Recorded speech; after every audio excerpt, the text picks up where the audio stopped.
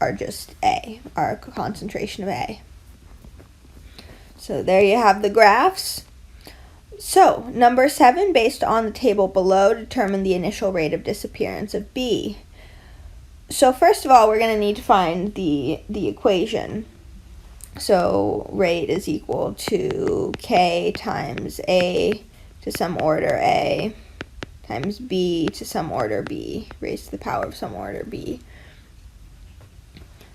And so what we're going to do, of course, you can, if you go back to last week's, we did a lot of looking at ratios to calculate it. We're not going to do all that this week. We're just going to kind of look and see what the data has. So we know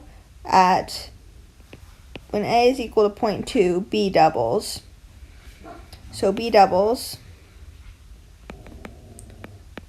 and we get the initial rate goes from 0.064 to 0.127.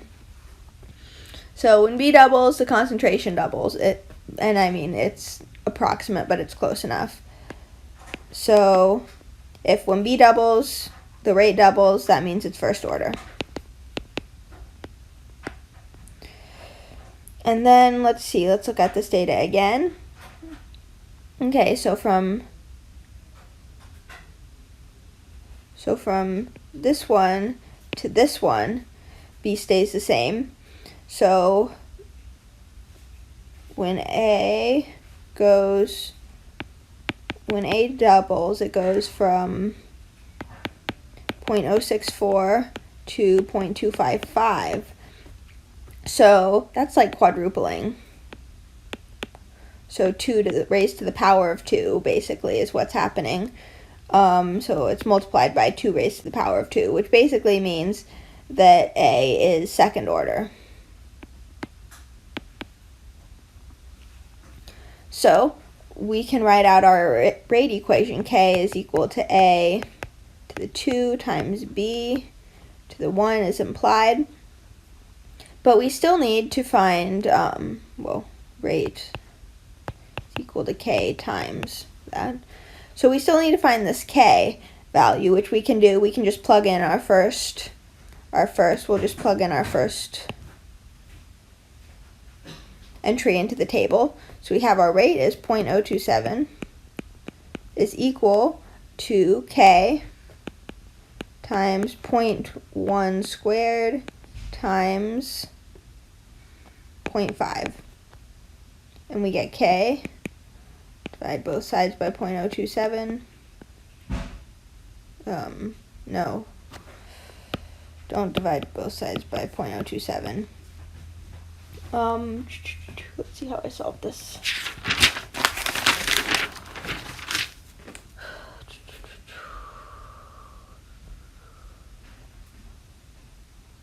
Yeah, I didn't solve, but yeah. So we'll divide each side by 0.1 squared times 0.5, 0.1 squared times 0.5, and we'll get K is equal to 5.4 per second per molar squared. And that's because we have moles per second on this side, moles per second, and then we get moles here and moles squared here. So that'll give us seconds per molar squared. And then the last step is going to be, we're going to plug, now that we know the whole equation, let's write that down here, rate is equal to 5.4 per second per molar squared times A squared times concentration of B. So we can plug in these initial rates. Rate is equal to 5.4 per second per meter squared times 0.3 squared times 0.2. And we get the rate is equal to 0.097 moles per second. That's going to be molar squared and molar. So molars cancel out, and then we're left with molar over second as the units. Okay, number 8, cruising through these. So we have this reaction. First of all, we want to know what the half-life of this reaction is. So let's look at all these spheres and see. We can always use our formula. Actually, we're assuming it's a first order, so we can always use the formula natural log of A is equal to negative KT plus natural log of A naught. So let's see there, 1, 2, 3, 4, 5, 6, 7, 8, 9, 10, 11, 12, 13, 14, 15, 16. 16 spheres there, and there are 1, 2, 3, 4, 5, 6, 7, 8. So that means there are 8 spheres. There are basically 8 blue spheres, 8 yellow spheres. So the half-life in this case is actually going to be really easy. We can just say 10 seconds, right? Because after 10 seconds, we went from 16 to 8 spheres. So we cut the number of spheres in half, the number of yellow spheres in half. So B, calculate the rate constant for this reaction. So we also remember, if we go back to our formula sheet, we would see that K is equal to the natural log of 2 divided by T to the 1/2. And that is equal to natural log of 2 divided by 10 seconds, right? Because we know our T to the 1/2. And so K is equal to 0.069 seconds to the negative 1. Remember, because seconds is on the bottom. Okay, how many yellow spheres will there be at T equals 40 seconds? So now we can use this equation. So natural log of A, we want to know how many spheres there will be. It's equal to negative K, 0.069, times T is 40 seconds, plus natural log of A naught is our initial number of spheres, which is 16, is equal to 0.012589. And then we'll raise both sides to the power of E.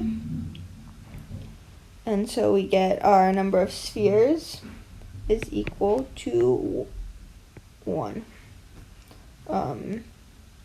And basically, you'll see there are a few decimal places after that if you rounded this K value. If you hadn't rounded the K, it should be equal to exactly 1. So 1 sphere is the answer.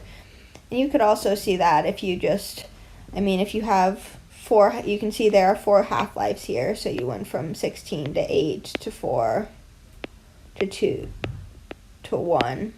1, 2, 3, 4 half-lives.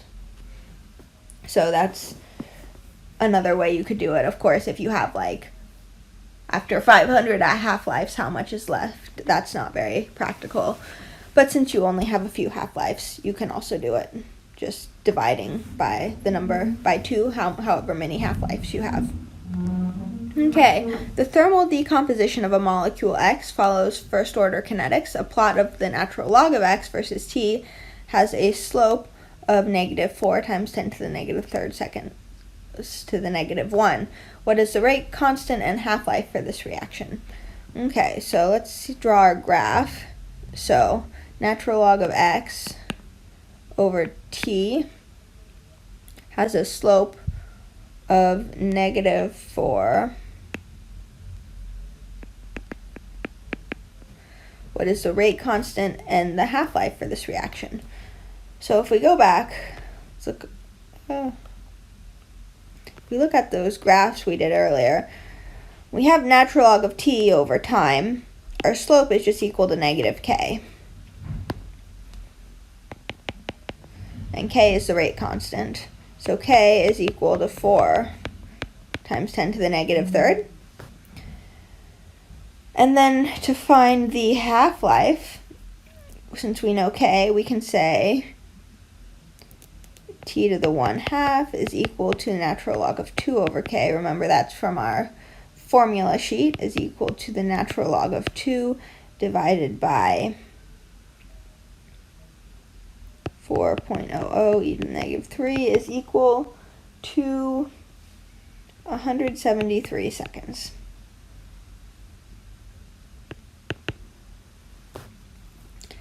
And so that's it for recitation.